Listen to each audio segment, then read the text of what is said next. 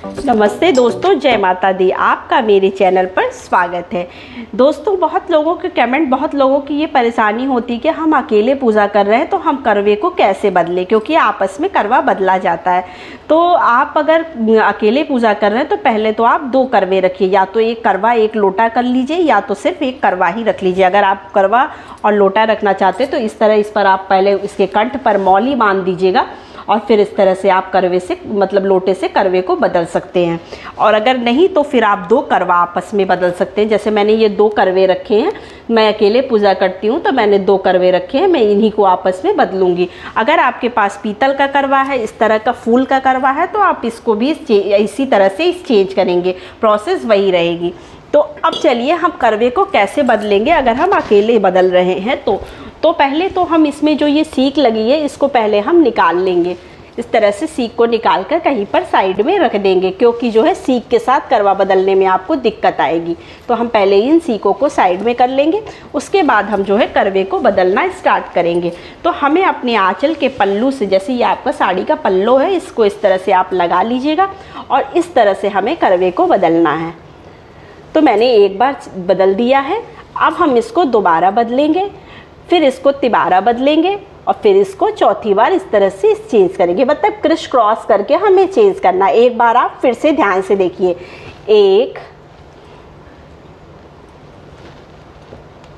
इस तरह से हमें चेंज करना है करवे को। उसके बाद हम क्या करेंगे, ये जो सीख हमने निकाली थी इसको फिर से हम इसी करवे के अंदर लगा देंगे, क्योंकि सीख के साथ करवा बदलना थोड़ा सा मुश्किल हो जाता है, क्योंकि सीख फंसती है आपस में। तो आप इसको फिर इस तरह से लगा दीजिएगा और फिर जहाँ पर जो करवा था उसको उसी स्थान पर फिर से रख दीजिएगा। उसके बाद हमें क्या करना है, फिर हम इन करवों को और बाकी सभी चीज़ों को सिंदूर से टीका लगाएंगे। आपके पास इस तरह शादी का सिंदूरा होगा, इससे आप सिंदूर से सबको पहले टीका लगा दीजिएगा। करवा बदलने के बाद हमें ये काम ज़रूर करना चाहिए। इस तरह से हम सबको टीका लगाएंगे, फ़ोटो में जितने लोग हैं करवे को लगाएंगे और उसके बाद इन सबको टीका लगाएंगे।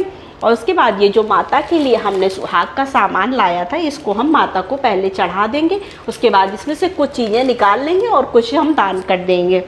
तो इस तरह से हमें करना। और ये जो हमने अपनी सास के लिए बायना निकाला है, इस बायने को भी हमें सिंदूर से इस तरह से टीका लगाना है और फिर माता रानी को चढ़ाकर हमें अपनी सास को जो है ये बायना दे देना है।